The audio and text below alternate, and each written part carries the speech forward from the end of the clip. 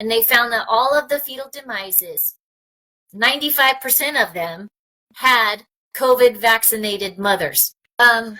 So a few months ago, a family member complained about me to the hospital and said, this nurse is giving misinformation.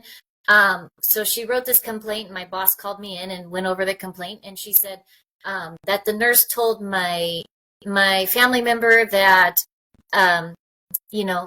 your baby doesn't need the hepatitis B vaccine because the only way you get it is through sexual transmission. And my boss read that off, and I said, yes, that's correct. And I think she was expecting me to say, oh, no, that didn't happen. But that's true. And so she said, I know you have your beliefs, Michelle, but you need to do what's required of you per the institution. And you have to be careful not to give biased information. If the patient has questions about hepatitis B vaccines, you need to refer them to the doctor. But I said, the nurses have an obligation to do no harm. I said, every time a nurse gives a hepatitis B vaccine, they're injecting that baby with 250 micrograms of aluminum. And the FDA says the safe limit of aluminum per day for an infant is 18 micrograms. So every time a nurse gives that shot, they're chemically assaulting that baby. And my boss just looked at me and she said, I know you have your beliefs, but you need to do what's required of you per the institution. It's almost like robotic. Like she didn't even hear a word I said. And you know what? I'm not here to be a robot or controlled. Right. I'm here to advocate for my patients, Yep. Like I said, I truly do love these little babies. They're miracles. And I'm not going to harm them.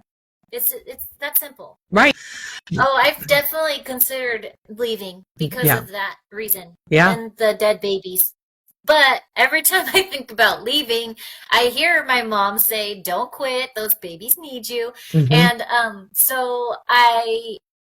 but I'm telling you, every time I give a mom informed consent, the information, 99.9% of them don't want it. Yeah. And so if after I give them all the information and they still want it and their baby, yes, that's their right. But that's not the case. That's not how it goes. So that's a blessing that I can plant those seeds. So after that meeting that day where my boss said it's not about my beliefs, which of course it's not about my beliefs. I wasn't talking about my beliefs. I'm talking about the information I have just read from the functional nursing program about the aluminum content and how it's not safe to inject into a baby. Mm-hmm. That's not a belief. That's a fact. And so anyway, when I came out of that meeting, I was so frustrated that I called Mary Holland, the CEO of Children's Health Defense. Mm-hmm. Since RFK went to HHS, Mary Holland is now the CEO.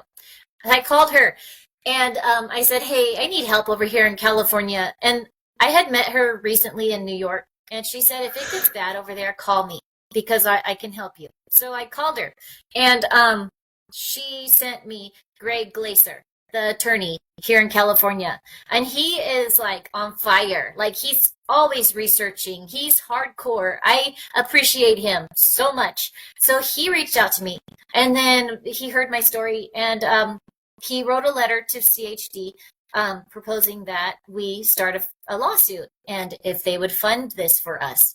And they wrote back and said, yes, that they will pay for me to fight this battle. This is David and Goliath over here in California.